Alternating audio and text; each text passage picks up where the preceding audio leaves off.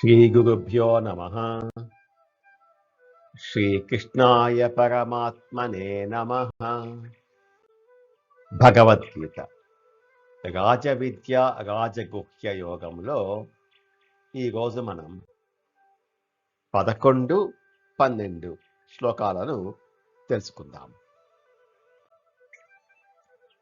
ఇంతకుముందు శ్లోకంలో శ్రీకృష్ణ పరమాత్మ నా అధ్యక్షతలో ప్రకృతి చరాచర జగత్తును సృష్టిస్తున్నది, ఆ కారణంగా జగత్తు పరిభ్రమిస్తూ ఉన్నది అని బోధించారు. 11వ శ్లోకం. అవజానంతి మామూఢాః మానుషీం తనుమాశ్రితం పరం భావమజానంతః మమ భూతమహేశ్వరం. అవజానంతి మాం మూఢాః మానుషీం తనుం ఆశ్రితం. మానుషీం తనుం, మానుష శరీరమును ఆశ్రయించిన మాం నన్ను మూఢాః అజ్ఞానులు అవజానంతి అలక్ష్యం చేయుచున్నారు. పరం భావం అజానంతః మమ భూతమహేశ్వరం. భూతమహేశ్వరం సకల ప్రాణులకును మహేశ్వరుడు అయిన నన్ను పరంభావం నా యొక్క పరమభావమును అజానంత తెలుసుకోలేకపోతున్నారు.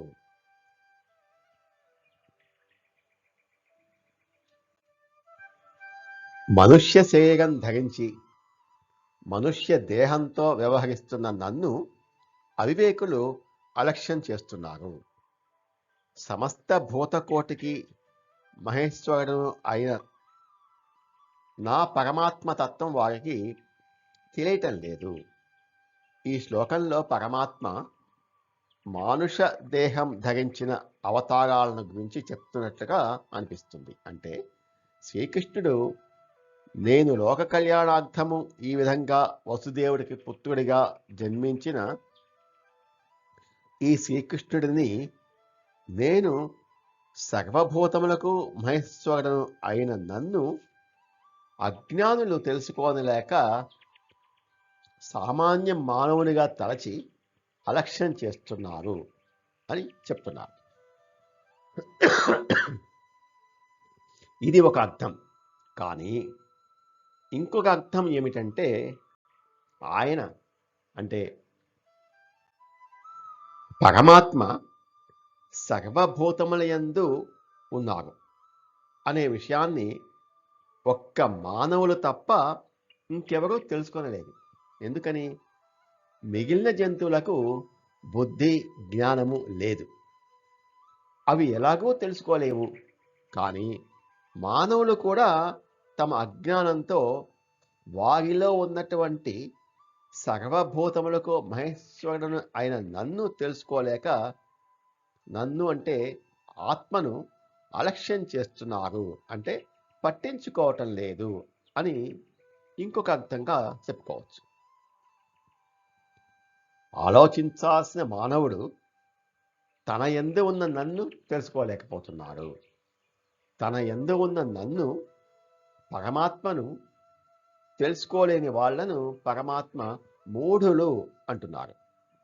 నా యొక్క పరంభావం అంటే పరమాత్మ తత్వాన్ని తెలుసుకోలేకపోతున్నారు. శరీరానికి ఉన్న అన్ని వికారాలను వారిలో ఉన్న నాకు ఆపాదించేసి వారిలో ఆత్మగా ఉన్న నన్ను కూడా శరీరం అనే అనుకుంటున్నారు. అవజానంతి మాం మూఢాః మానుషీం తనుమాశ్రితం పరం భావమజానంతః మమ భూతమహేశ్వరం.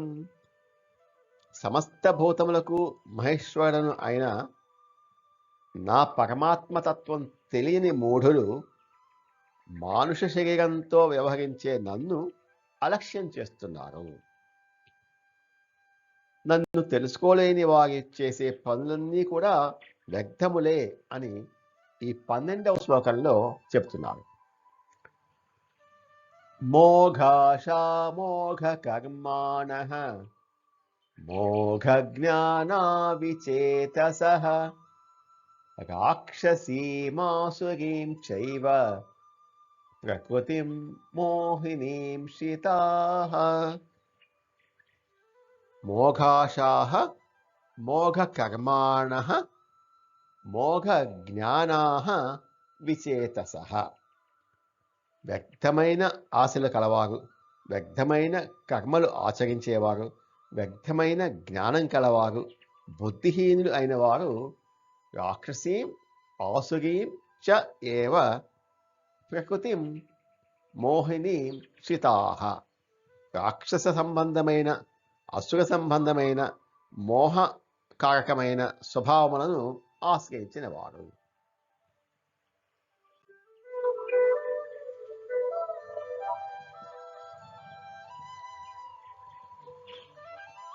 ప్రకృతి నీ కర్మలతో పోగు చేసుకున్న స్వభావము, కర్మల వల్ల అనుభవించవలసిన స్వభావము, వాసనలు ఇవన్నీ కలిపి ప్రకృతి. అలా ఒక్కొక్కరికి ఒక్కొక్క ప్రవృత్తి ఉంటుంది, ఒక్కొక్క స్వభావం ఉంటుంది. ఆ ప్రకృతిలో ఆసురీ భావం ఉంటే అతను నన్ను తెలుసుకోలేడు. మనలో ఉన్న పరమాత్మను తెలుసుకోలేకపోవటానికి కారణము ఆసురీభావం. ఆసురీభావము అంటే రజోగుణ తమోగుణ ప్రకోపమే ఆసురీభావం. ప్రకృతిలో ఉన్న రజోగుణ తమోగుణ ప్రాబల్యము చేత తనలో ఉన్న పరమాత్మను తెలుసుకోలేకపోతున్నారు.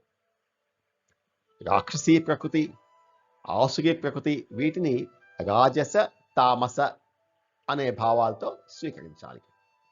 రాక్షసీ ప్రకృతి అంటే ఇంకొకరిని హింసించే స్వభావం, ఇది రజోగుణం యొక్క లక్షణము. ఆసురీం ప్రకృతి అంటే తన ప్రాణాలు, తన సుఖము వీటినే చూసుకుంటూ బతకడం ఆసురీం ప్రకృతి లక్షణం. నా ప్రాణాలు నేను సుఖంగా ఉంటే చాలు అని బ్రతికే వాళ్ళందరూ అసురులే. మరి సురలు ఎవరంటే అందరూ బాగుండాలి అని కోరుకునే వాళ్ళు సురలు. ఈ రాక్షసి ఆసురి ప్రకృతి ఉన్నవాళ్ళు మూఢులై నన్ను తెలుసుకోలేరు. వీరి ఆశల వృధా, వారు అనుష్ఠించే అగ్నిహోత్రాది కర్మలు వృధా. ఎందుకంటే తమ ఆత్మ అయిన భగవంతుడిని తెలుసుకొనలేక ఆయనను అనాదరం చేస్తున్నారు.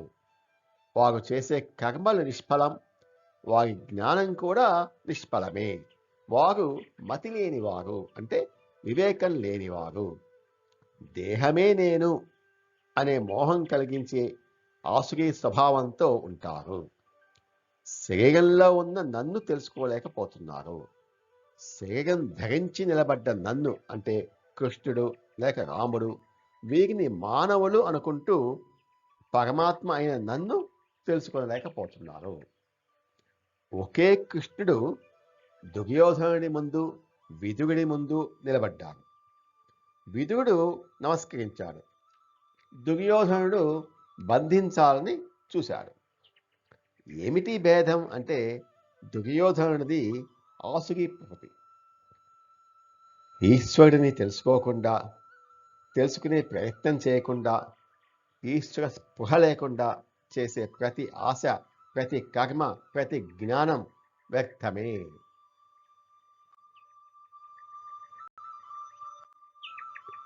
మోఘాశామోఘ కర్మాణః మోఘ జ్ఞానా విచేతసః రాక్షసీమాసురీం చైవ ప్రకృతిం మోహినీం శ్రితాః. వారి ఆశలు, వారి కర్మలు, వారి జ్ఞానం వృథా. వారు మతిలేని వారు. మోహకారకమైన రాక్షసి ఆసురీ ప్రకృతిని ఆశ్రయించిన వారు అని అంటున్నారు శ్రీకృష్ణ పరమాత్మ. నమో భగవతే వాసుదేవాయ. ఏతత్ ఫలం శ్రీకృష్ణార్పణమస్తు. స్వస్తి.